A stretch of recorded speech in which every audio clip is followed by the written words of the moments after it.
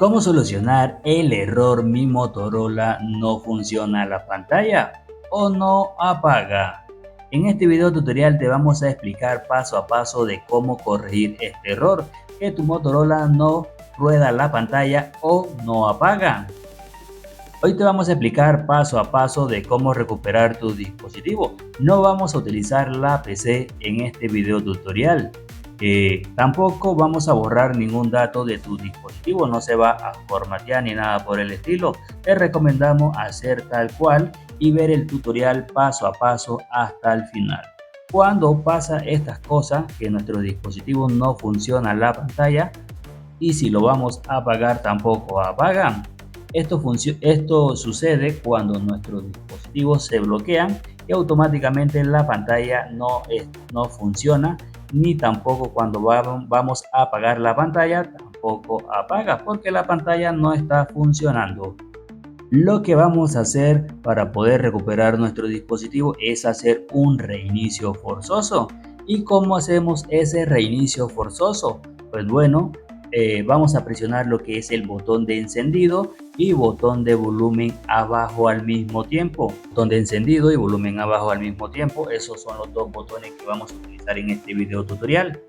Vamos a hacer un reinicio forzoso. Presionamos esos dos botones, vamos a sostenerlo, vamos a dejar que la pantalla se apague. Vamos a dejar que la pantalla se apague. Sostenemos, no lo vamos a soltar. Esto a veces suele demorar unos 7 segundos. Lo dejamos así sostenidamente apagado. Ahora, ¿qué vamos a hacer? Soltamos los dos botones, sostenemos nuevamente, volumen abajo y encendido. Vamos a seguir sosteniéndolo. Ahora contamos 7 segundos más y vamos a soltar esos dos botones. Los soltamos. Ahora vamos a dejarlo así. Vamos a esperar que nuestro dispositivo encienda automáticamente.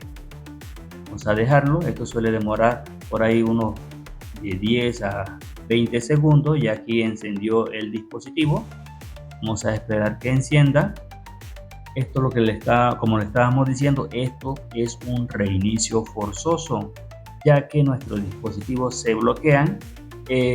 Hay muchas formas de que pase eso. A veces de pronto se sobrecalienta y esto suele pasar. Lo otro sería que a veces de pronto nos metemos el dispositivo de pronto en ropa que sea muy ajustable y nuestro dispositivo queda muy apretado.